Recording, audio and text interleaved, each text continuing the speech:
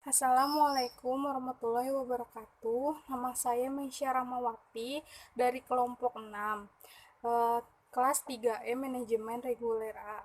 Saya di sini akan mempresentasikan. Pertama yaitu tentang praktek seleksi.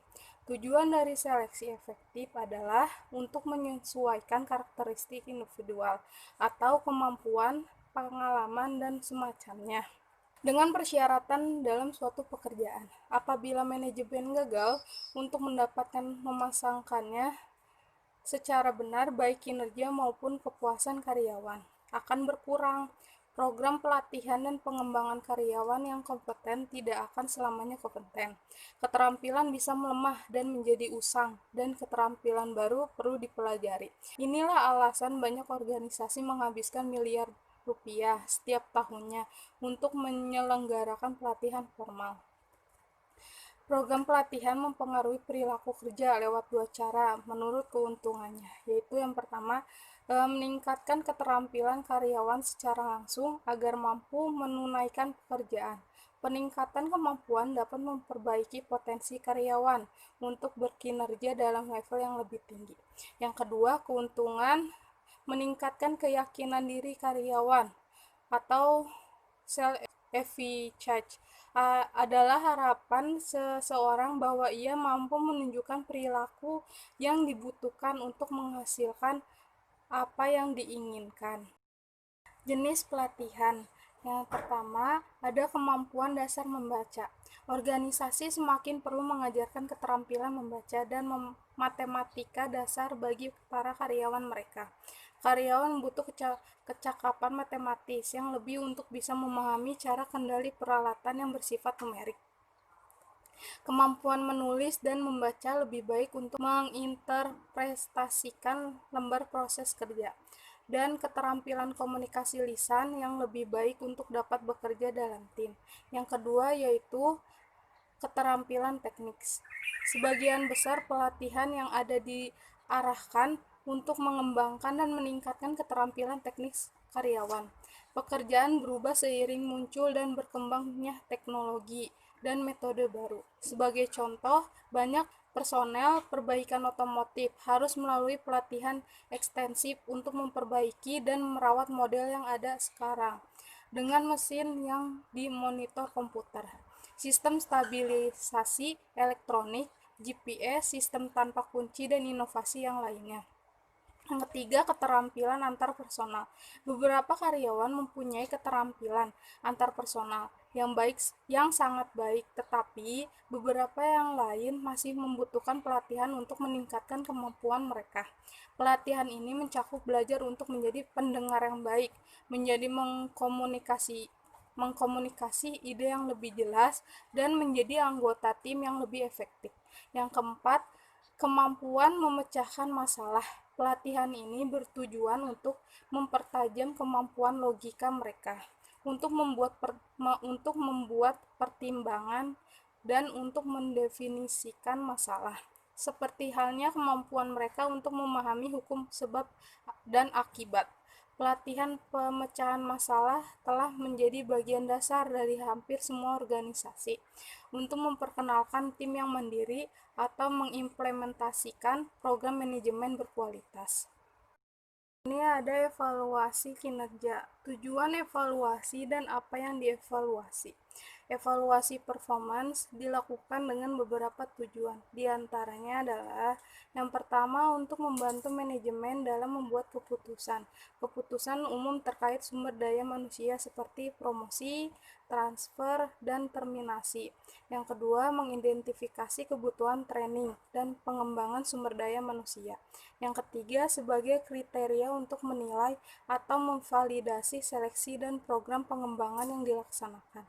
Yang keempat, sebagai feedback bagi karyawan itu sendiri, yaitu sebagai penilaian bagi performansi individu yang terkait mengenai bagaimana organisasi melihat kinerja mereka. Yang kelima, sebagai dasar penilaian reward. Dalam hal ini membantu dalam memutuskan siapa yang akan mendapatkan penghargaan atas prestasi kerja yang diraih. Lalu penilaian terhadap performansi melalui sejumlah kriteria, mempengaruhi perilaku dan apa yang dikerjakan oleh karyawan.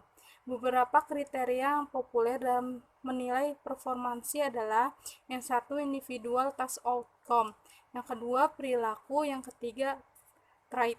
Lalu dilanjutkan oleh Saudari Nurjamilah. Assalamualaikum warahmatullahi wabarakatuh. Nama saya Nur Jamilah. Di sini saya akan melanjutkan materi yang telah disampaikan oleh Mesya Rahmawati. Materi yang selanjutnya adalah mengelola keanekaragaman dalam organisasi. Diversity in organization adalah keragaman atau perbedaan di dalam suatu organisasi. Perbedaan tersebut yaitu usia, agama, ras, fisik, dan gender. Keragaman dalam organisasi merupakan suatu hal yang sangat penting saat ini. Dengan keragaman, organisasi dapat memperoleh berbagai pandangan, kemampuan, dan berbagai hal untuk mengatasi permasalahan organisasi atau perusahaan. Selain itu, keragaman juga dapat meningkatkan efektivitas perusahaan. Keragaman dalam organisasi bukanlah sekedar umur, suku, atau kemampuan, karena keragaman tersebut merupakan keragaman tingkat awal. Terdapat dua tingkat keragaman dalam organisasi. Yang pertama, surface level diversity atau keragaman tingkat permukaan, yaitu perbedaan dalam karakteristik yang dapat secara mudah dipersepsikan, misalnya jenis kelamin, ras, suku, umur, atau disabilitas, yang tidak begitu merefleksikan bagaimana orang berpikir atau merasa, tapi dapat mengaktifasi stereotip tertentu. Yang kedua, deep level diversity atau keragaman tingkat dalam, yaitu perbedaan dalam nilai, kepribadian, dan keinginan kerja yang dapat menjadi semakin penting dalam penentuan kesamaan, sebagaimana orang mengenal satu sama lain lebih baik. Yang selanjutnya adalah manfaat penggunaan keragaman dalam organisasi. Yang pertama, akses perubahan pasar. Yang kedua, transformasi bisnis dalam skala besar. Yang ketiga, pelayanan konsumen kualitas prima. Yang keempat, pemberdayaan tempat kerja. Yang kelima, kualitas total. Yang keenam, sumber-sumber, dan yang terakhir adalah keberlanjutan proses belajar. Selanjutnya adalah kendala penerimaan keragaman. Kendala yang dihadapi dalam penerimaan keragaman antara anggota dalam suatu organisasi, yang pertama prasangka, yang kedua kesukuan, yang ketiga stereotip, yang keempat kecenderungan menyalahkan korban, yang kelima diskriminasi, dan yang terakhir adalah pelecehan seksual. Dikarenakan dalam proses penerimaan mengalami beberapa kendala, oleh karena itu dilakukan berbagai upaya agar proses penerimaan dapat berhasil dilaksanakan dalam berorganisasi. Yang pertama, dengan mengurangi prasangka. Yang kedua, mengurangi stereotip. Yang ketiga, meminimalkan miscommunication dengan orang lain. Yang keempat, membangun hubungan dengan beragam orang. Materi yang selanjutnya adalah pengertian struktur. Pengertian struktur. Secara umum, struktur organisasi adalah sebuah susunan berbagai komponen atau unit-unit kerja dalam sebuah organisasi yang ada di masyarakat. Dengan adanya struktur organisasi, kita bisa melihat pembagian kerja dan bagaimana fungsi atau kegiatan yang berbeda bisa dikoordinasikan dengan baik. Selain itu, dengan adanya struktur tersebut, kita bisa mengetahui beberapa spesialisasi dari sebuah pekerjaan, saluran perintah, maupun penyampaian laporan. Dalam penjelasan struktur, terdapat hubungan antar komponen dan posisi yang ada di dalamnya, dan semua komponen tersebut mengalami saling ketergantungan. Artinya, masing-masing komponen di dalamnya saling mempengaruhi yang pada akhirnya akan berpengaruh pada sebuah organisasi secara keseluruhan.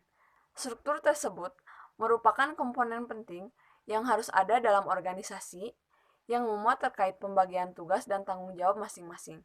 Contohnya, untuk menghindari adanya tumpang tindih suatu wewenang dan tanggung jawab perorangan. Materi yang selanjutnya adalah pengertian pengorganisasian. Pengorganisasian merupakan fungsi kedua dalam manajemen dan organisasi yang didefinisikan sebagai proses pengorganisasian struktur organisasi sesuai dengan tujuan, sumber daya, dan lingkungannya. Hasil dari pengorganisasian adalah struktur organisasi. Pengorganisasian adalah langkah menuju mengidentifikasi, mengklasifikasikan, dan mengatur berbagai kegiatan yang terlihat. Misalnya, bentuk fisik yang cocok untuk area kerja administratif, area laboratorium, dan penugasan tugas, serta wewenang kepada seseorang yang mendelegasikan kekuasaan dan sebagainya, yang bertujuan untuk mencapai tujuan perusahaan. Pengorganisasian atau organizing bisa diartikan juga sebagai proses mengidentifikasi, mengelompokkan, mengorganisir, dan membangun model hubungan kerja orang untuk mencapai tujuan organisasi. Materi yang selanjutnya akan dilanjutkan oleh Saudari Tasya. Assalamualaikum warahmatullahi wabarakatuh. Perkenalkan, nama saya Tasya Iyah. Saya dari kelas 3E dan NPM saya 1911000204. Saya dari kelompok terakhir. Di sini saya akan menjelaskan tentang 3 materi. Yang pertama, saya akan menjelaskan tentang pengertian desain organisasi. Lalu yang kedua, saya akan menjelaskan tentang komponen dasar struktur. Dan yang terakhir, saya akan menjelaskan tentang desain organisasi umum. Oke, yang pertama, saya akan menjelaskan tentang pengertian desain organisasi. Desain organisasi merupakan langkah awal yang dilakukan oleh perusahaan untuk mencapai tujuannya. Pengertian desain organisasi yang lebih jelas menurut para ahli yaitu sebagai berikut. Yang pertama, menurut Ivan Nevi, lalu Konapaske dan Matekon tahun 2007, nomor 236. Desain organisasi adalah struktur organisasi tertentu sebagai hasil dari berbagai keputusan dan tindakan para manajer. Lalu yang kedua, menurut Griffin tahun 2004, nomor 352. Menurut Griffin, desain organisasi adalah keseluruhan rangkaian elemen struktural dan hubungan di antara elemen-elemen tersebut yang digunakan untuk mengelola organisasi secara efektif dan secara total. Lalu yang terakhir, desain organisasi menurut Wisnu dan Nur Hasanah tahun 2003 nomor 11. Desain organisasi adalah sebuah proses memilih dan mengelola aspek-aspek struktural dan kultural yang dilakukan oleh para manajer sehingga organisasi mampu mengendalikan kegiatan apa saja yang perlu dilakukan untuk mencapai tujuan bersama. Dari beberapa pengertian-pengertian tersebut, dapat kita simpulkan bahwa desain organisasi merupakan suatu proses pemilihan dan pengelolaan segala aspek-aspek dalam organisasi untuk membuat struktur organisasi dan untuk mencapai tujuan bersama. Selain itu, desain organisasi juga dapat dikatakan sebagai proses pembuatan keputusan yang dilakukan oleh para manajer untuk membuat dan memilih struktur organisasi yang sesuai dengan apa yang mereka butuhkan dan apa yang lingkungan mereka butuhkan. Dalam pengembangan desain organisasi, ada 2 hal penting. Yang pertama, perubahan strategi dan lingkungan dengan berlalunya waktu. Karena desain organisasi merupakan proses yang berkelanjutan. Lalu yang kedua, perubahan dalam struktur termasuk kemungkinan berbuat salah dalam rangka menyusun organisasi. Maka si para manajer itu harus bisa benar-benar ketika mereka membuat suatu desain organisasi. Lalu banyak orang yang yang tidak tahu atau pada umumnya orang-orang menganggap bahwa desain organisasi itu sama dengan struktur organisasi.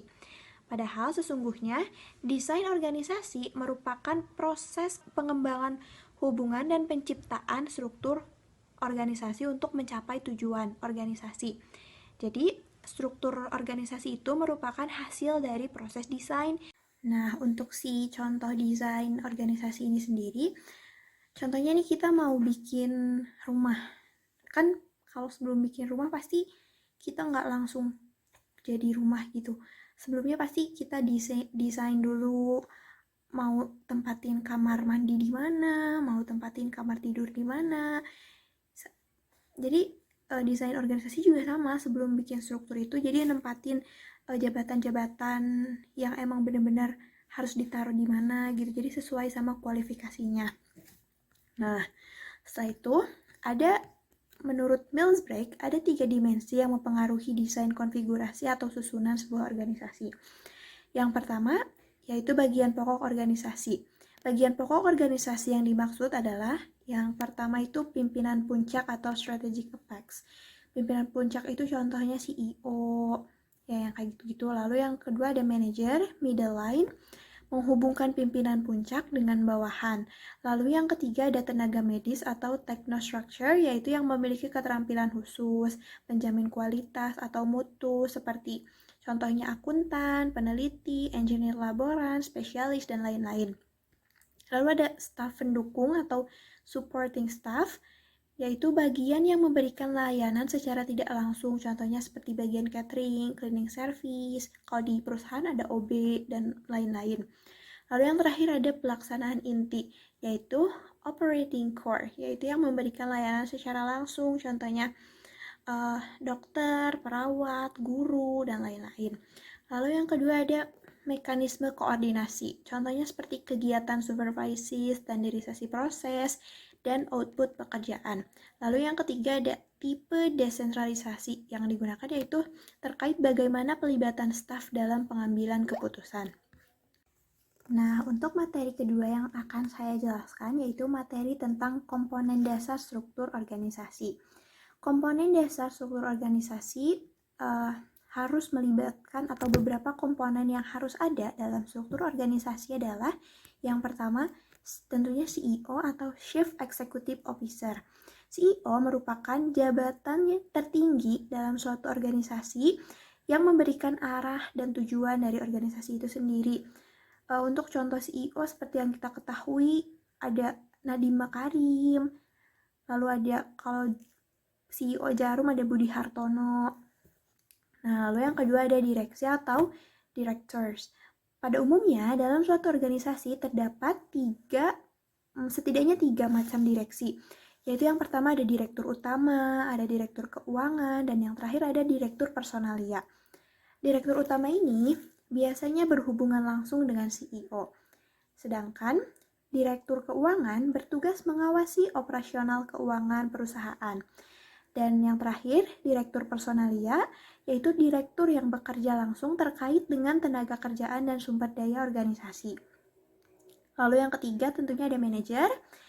Tugas utama dari seorang manajer adalah mengintegrasikan berbagai variabel seperti pengarahan, koneksi, seleksi, komunikasi, dan juga pelatihan. Lalu yang keempat ada administrasi dan gudang. Komponen ini wajib ada dalam sebuah bisnis yang sedang berkembang. Tugas dan fungsinya adalah untuk mengecek seluruh transaksi perusahaan yang berhubungan dengan pihak lain, pembukuan dan laporan penerimaan dan pengeluaran. Lalu yang terakhir ada divisi regional. Tugas dan fungsinya adalah menjalankan kebijakan prosedur baku dari kantor pusat. Divisi regional biasanya beroperasi sebagai badan usaha untuk meningkatkan nilai tambahan perusahaan. Divisi regional harus ada dalam bisnis yang berhubungan dengan penanaman saham. Lalu materi ketiga yang akan saya jelaskan mengenai desain organisasi umum. Biasanya struktur yang digunakan dalam desain organisasi umum itu yaitu struktur sederhana. Struktur sederhana adalah sebuah struktur yang dicirikan dengan kadar departementalisasi yang rendah, rentang kendali yang luas, wewenang yang terpusat pada seorang saja, dan sedikit formalisasi. Struktur sederhana paling banyak dipraktekkan dalam usaha-usaha kecil di mana manajer dan pemilik adalah orang yang sama. Kekuatan dari struktur ini adalah kesederhanaan yang tercermin dalam kecepatan, kefleksibelan, ketidakmahalan dalam pengelolaan, dan kejelasan akuntabilitas. Sedangkan untuk kelemahan utamanya adalah struktur ini sulit untuk dijalankan dimanapun selain di organisasi kecil, karena struktur sederhana menjadi tidak memadai tatkala sebuah organisasi berkembang karena formalisasinya yang rendah dan sentralisasinya yang tinggi, jadi cenderung menciptakan kelebihan beban overload di puncak. Lalu yang kedua ada birokrasi. Birokrasi adalah sebuah struktur dengan tugas-tugas operasi yang sangat rutin yang dicapai melalui spesialisasi, aturan, dan ketentuan yang sangat formal. Tugas-tugas yang dikelompokkan ke dalam berbagai departemen fungsional, wewenang terpusat, rentang kendali yang sempit, dan pengendalian keputusan yang mengikuti rantai komando. Kekuatan utama birokrasi ada pada kemampuannya menjalankan kegiatan-kegiatan yang terstandar secara sangat efisien, Sedangkan kelemahannya adalah dengan spesialisasi yang diciptakan bisa menimbulkan konflik-konflik yang subunit, karena tujuan-tujuan unit fungsional dapat mengalahkan tujuan keseluruhan. Kelemahan besar lainnya adalah ketika ada kasus yang tidak sesuai sedikit saja dengan aturan, lalu tidak ada ruang untuk memodifikasi karena birokrasi hanya efisien sepanjang karyawan menghadapi masalah yang sebelumnya telah mereka hadapi dan sudah ada aturan keputusan program yang mapan. Lalu, yang ketiga dan yang terakhir adalah struktur matriks. Struktur matriks adalah sebuah struktur yang menciptakan garis wewenang ganda dan menggabungkan departementalisasi fungsional dan produk. Struktur matriks dapat ditemukan di agen-agen periklanan, perusahaan, pesawat terbang, laboratorium, penelitian, dan pengembangan. Lalu ada perusahaan konstruksi, rumah sakit, lembaga-lembaga pemerintah, universitas, dan ada perusahaan konsulen manajemen dan perusahaan hiburan. Jadi si struktur matriks ini biasanya yang paling banyak digunakan di berbagai instansi. Lalu pada hakikatnya struktur matriks ini menggabungkan dua bentuk departementalisasi, yaitu fungsional dan produk kekuatan departementalisasi fungsional terletak. Misalnya, pada penyatuan para spesialis yang meminimalkan jumlah yang diperlukan sembari memungkinkan pengumpulan dan pembagian sumber daya khusus untuk keseluruhan produk. Kelemahan terbesarnya adalah sulitnya mengorganisasi tugas para spesialis fungsional yang beragam agar kegiatan mereka rampung tepat waktu dan sesuai anggaran. Departementalisasi produk di lain pihak memiliki keuntungan dan kerugian yang berlawanan. Departementalisasi ini memudahkan koordinasi di antara para spesialis untuk menyelesaikan tugas tepat waktu dan memenuhi target anggaran. Lebih jauh, departementalisasi ini memberikan tanggung jawab yang jelas atas semua kegiatan yang terkait dengan sebuah produk. Tetapi pada duplikasi biaya dan kegiatan, matriks berupaya menarik kekuatan tersebut sembari menghindarkan kelemahan-kelemahan mereka. Karakteristik struktural paling nyata dari matriks adalah bahwa ia mematahkan konsep kesatuan komando sehingga karyawan dalam struktur matriks memiliki dua atasan, manajer departemen fungsional dan manajer produk. Karena itulah, matriks memiliki rantai komando ganda. Itu saja materi yang dapat saya sampaikan. Mohon maaf bila ada banyak kesalahan. Wassalamualaikum warahmatullahi wabarakatuh. Perkenalkan, nama saya Valina Sinka Indira dengan NPM 1911000196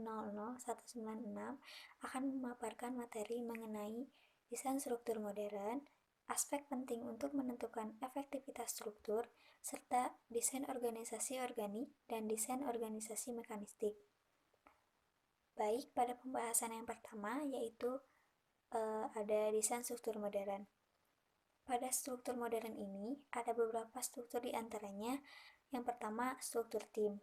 Struktur tim adalah pemanfaatan tim sebagai perangkat sentral untuk mengkoordinasikan kegiatan-kegiatan kerja.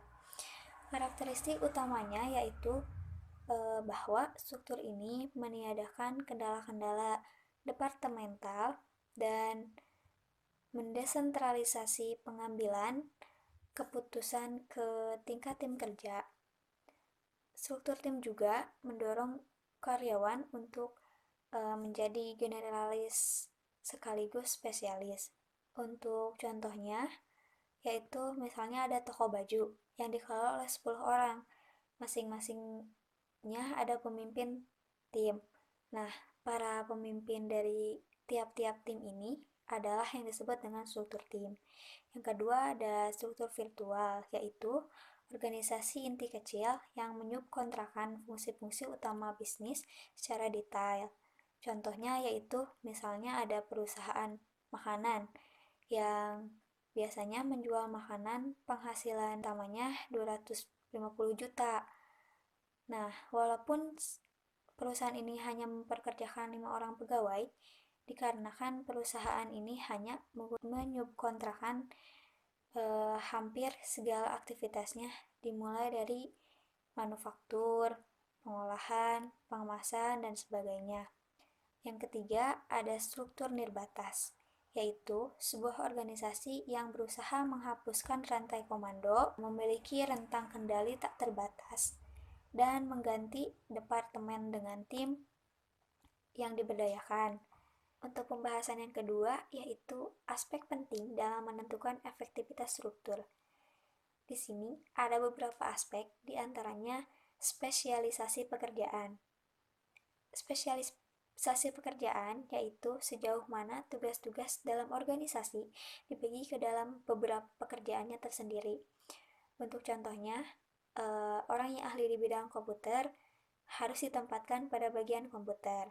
Yang kedua, ada departementalisasi, yaitu dasar yang dipakai untuk mengelompokkan pekerjaan secara bersama-sama. Departementalisasi dapat berupa proses, produk, geografi, dan pelanggan. Contohnya, pada perusahaan sampo, perusahaan akan mengelompokkan pekerja berdasarkan produknya. Misalnya, ada 5 orang untuk membuat produk yang khasiatnya mengurangi rambut rontok, dan 5 orang lagi untuk membuat produk yang khasiatnya menghaluskan rambut. Yang ketiga, ada rantai komando, yaitu garis wewenang yang tanpa putus yang membentang dari puncak organisasi ke paling bawah dan menjelaskan siapa yang bertanggung jawab kepada siapa. Contohnya, manajer. Nah, manajer itu yang harus bertanggung jawab kepada seluruh bawahannya. Selanjutnya, ada rentang kendali. Rentang kendali adalah jumlah bawahan yang dapat diarahkan oleh seorang manajer secara efektif dan efisien. Contohnya, dalam suatu organisasi itu kan banyak pegawainya. Nah, bagaimana si manajer itu bisa mengarahkan para pegawainya untuk menjadi suatu sistem organisasi yang efektif dan efisien. Selanjutnya, ada sentralisasi dan desentralisasi. Nah, sentralisasi ini mengacu pada sejauh mana tingkat pengambilan keputusan yang terkonsentrasi pada suatu titik di dalam organisasi. Desentralisasi ini adalah lawan dari sentralisasi. Contohnya, untuk suatu owner perusahaan yang akan mengambil keputusan, dan keputusan tersebut tidak bisa diambil oleh manajer ataupun para bawahannya. Selanjutnya, ada formalisasi. Nah, formalisasi ini sejauh mana pekerjaan-pekerjaan di dalam organisasi dibakukan. Untuk perusahaan yang mempunyai formalitas tinggi, akan lebih teratur dan programnya pun dijalankan secara jelas. Contohnya misalnya nih, ada perusahaan yang memiliki formalitas tinggi. Karyawannya harus hadir tepat waktu di kantor, jika tidak akan dipotong gajinya.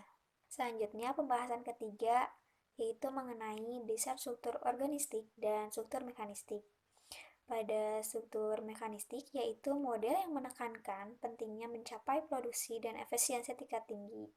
Henry Fayol mengajukan sejumlah prinsip yang berkaitan dengan fungsi pimpinan untuk mengorganisasi dan diantaranya berhubungan dengan pemahaman model mekanistik, yaitu yang pertama ada prinsip spesialisasi, yaitu sarana terbaik untuk mendayagunakan tenaga individu dan kelompok. Selanjutnya ada prinsip kesatuan arah, yaitu semua pekerjaan harus dikelompokkan berdasarkan keahliannya. Selanjutnya ada prinsip wewenang dan tanggung jawab, yaitu manajer harus mendapat pendelegasian wewenang yang cukup untuk melaksanakan tanggung jawab yang dibebankan kepadanya. Selanjutnya ada prinsip rantai skalar, yaitu hasil alami dari pelaksanaan ketiga prinsip sebelumnya, di mana rantai tingkatan manajer dari peringkat wewenang paling tinggi sampai dengan peringkat paling rendah. Adapun rantai skalar ini adalah jalur keseluruhan komunikasi vertikal dalam sebuah organisasi. Struktur mekanistik ini sangat efisien karena karakteristik strukturnya. Struktur ini sangat kompleks karena menekankan pada spesialisasi kerja. Sangat disentralisasikan karena menekankan wewenang dan tanggung jawab. Sangat formal juga karena menekankan fungsi sebagai dasar utama departementalisasi. Karakteristik dan praktek struktur ini mendasari model organisasi yang diterapkan secara luas. Namun, model mekanistik ini bukan satu-satunya yang diterapkan. Selanjutnya, menurut Herbert G. Hicks, organisasi tipe ini mempunyai ciri-ciri sebagai berikut, yaitu yang pertama, mempunyai struktur yang baik, yang dapat menggambarkan hubungan-hubungan wewenang atau authority, kekuasaan atau power, akuntabilitas atau accountability, dan pertanggungjawaban atau responsibility. Struktur ini dapat pula menunjukkan saluran-saluran melalui komunikasi atau tata hubungan. Selanjutnya, memiliki spesifikasi jabatan yang jelas bagi setiap anggotanya. Selanjutnya, ada hierarki dari tujuan organisasi formal dinyatakan dengan tegas. Selanjutnya, dalam organisasi ini, masalah status, prestasi, gaji, kedudukan, atau pangkat, dan penghasilan diatur dengan baik. Selanjutnya, ada organisasi ini tahan lama dan direncanakan sebab penempatannya sesuai dengan peraturan. Mereka relatif tidak fleksibel. Selanjutnya, dalam organisasi ini, keanggotaannya diperoleh secara sadar pada waktu tertentu dan umumnya terbuka. Contohnya pada PT PLN. PT PLN termasuk model organisasi mekanistik karena PLN mementingkan pencapaian produksi dan efisiensi tingkat tinggi. Untuk mencapai efisiensi dan produksi yang tinggi, tentunya terlebih dahulu peraturan harus ditaati. PLN juga telah menyiapkan beberapa program yang berfungsi untuk menaati peraturan seperti perlindungan terhadap pelanggan, program bina lingkungan, dan lain sebagainya. Selanjutnya yaitu struktur organik. Struktur organik yaitu struktur yang amat adaptif dan fleksibel.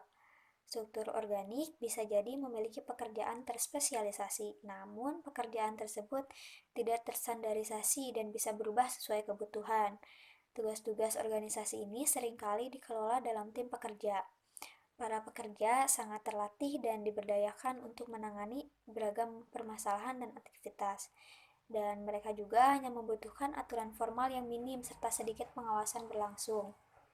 Contohnya pada United Army atau fansnya Manchester United dikatakan organisasi organik karena fans MU di Indonesia berada dalam jumlah yang sangat besar, maka terbentuklah organisasi ini.